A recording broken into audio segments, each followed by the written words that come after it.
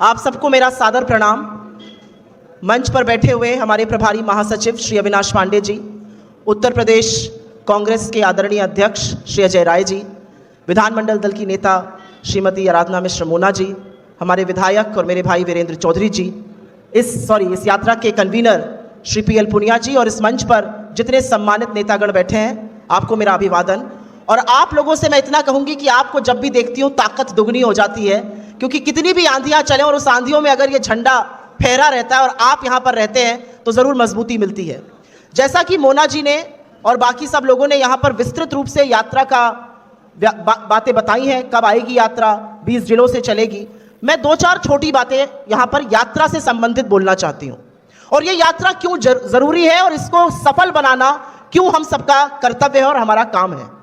कन्याकुमारी से कश्मीर तक 4,500 किलोमीटर पैदल चलकर नफरत के बाजार में मोहब्बत की दुकान खोलने का काम राहुल गांधी जी ने किया था भारत जोड़ो यात्रा के माध्यम से, और इस देश में मोहब्बत की बात होने लगी। इस देश में नारा गूंजने लगा कि कुछ भी हो जाए ये देश जुड़ा रहना चाहिए, ये देश जोड़कर रखना है। और उसके बाद जबरदस्त डिमांड थी, पुकार थी कि एक यात्रा पूर्व से पश्चिम की ओर की जाए, और यह यात्रा पूरब में कहीं भी शुरू हो सकती थी, लेकिन यह यात्रा मणिपुर से ही शुरू हुई और यह मुंबई में समाप्त होगी। यह मणिपुर से इसलिए शुरू हुई यात्रा क्योंकि मणिपुर 8 महीने से जल रहा है। 8,000 के 2 जहाज है हमारे प्रधानमंत्री के पास, लेकिन मणिपुर के लिए 8 मिनट नहीं है। और यह कांग्रेस की प्रतिबद्धता थी कि मणिपुर के लोगों के साथ खड़े होकर हम अपनी यात्रा वहां से शुरू करेंगे और मुंबई में समाप्त करेंगे। इसको चाहते तो भारत जोड़ो यात्रा कह सकते थे, लेकिन 10 साल से इस देश ने अन्याय का दंश सहा है।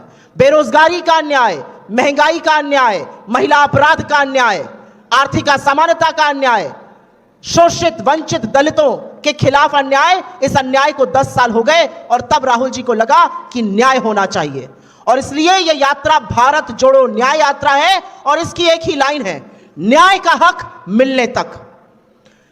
इस यात्रा को जो अधिकांश मीडिया है, और मैं खुद एक जमाने में मीडिया में काम करती थी इसलिए थोड़ा तल्ख बोलती हूं मीडिया के खिलाफ, जो अधिकांश मीडिया है वो मोदी जी के चरण वंदन में बड़ा मस्त है, तो उसके पास वक्त नहीं है इस यात्रा को दिखाने का, ना वो दिखाना चाहता है कि किस तरह का जन सैलाब राहुल गांधी जी के साथ जुड़ रहा है।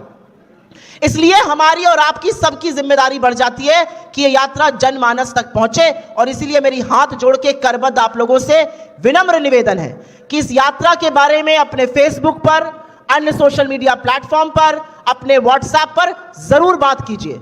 आपके पास इस यात्रा से संबंधित जो भी वीडियो या ग्राफिक या जो जानकारी आती है, आज ही से एटलीस्ट 5 ग्रुप में या 5 लोगों को भेजने का काम करिए, क्योंकि मीडिया इस यात्रा को दिखाएगा नहीं। पर मेरी बात मानिए, मैं यात्रा में अभी होकर आई हूं, अथाह जनसमूह, अपार जन सैलाब इस यात्रा से जुड़ रहा है, क्योंकि लोग न्याय चाहते हैं। और राहुल गांधी जी ने इस न्याय की 5 बड़े स्तंभ की बात करी है: युवा न्याय, नारी न्याय, किसान न्याय, श्रमिक न्याय और भागीदारी न्याय।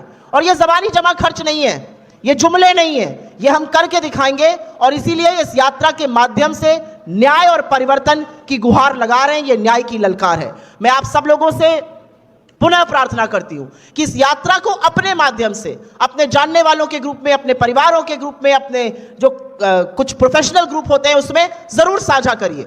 अगर उत्तर प्रदेश कांग्रेस कमेटी इस यात्रा के बारे में, जब यात्रा यहां पर रहेगी, कुछ पोस्ट करती है इंस्टाग्राम पे, यूट्यूब पे, ट्विटर पे, फेसबुक पर, तो उसको जरूर साझा करिए, क्योंकि इसमें आप सबकी जिम्मेदारी है। मीडिया नहीं दिखाएगा, लेकिन हमारी जिम्मेदारी इसीलिए बढ़ जाती है कि हम इस यात्रा को दिखाएं।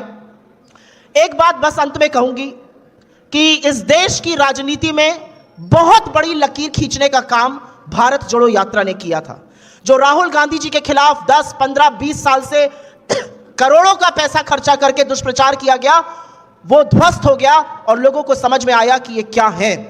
लोगों को समझ में आया कि राहुल गांधी वो व्यक्ति है जो न्याय के लिए, नैतिकता के लिए, सच के लिए साहस से लड़ेगा, और हुक्मरानों की आंख में आंख डालकर सवाल पूछेगा। उसको कोई फिक्र नहीं है कि उसका 20 साल पुराना घर या उसकी आप मेंबरशिप को भी कैंसिल कर दीजिए।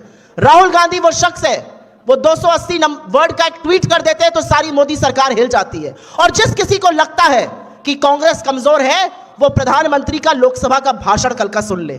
110 मिनट बोलने वाला प्रधानमंत्री 78 मिनट कांग्रेस पर ऐसे ही नहीं बोलता है। उसको पता है कि अगर उससे कोई लड़ सकता है, अगर उसके खिलाफ कोई खड़ा हो सकता है, अगर उसकी आंखों में आंखें डालकर कोई सवाल पूछ सकता है तो वो कांग्रेस पार्टी है। आपके जैसे कांग्रेस के कार्यकर्ता हैं, आपके जैसे कांग्रेस के सिपाही हैं और हमारे राहुल गांधी जी जैसे नेता हैं।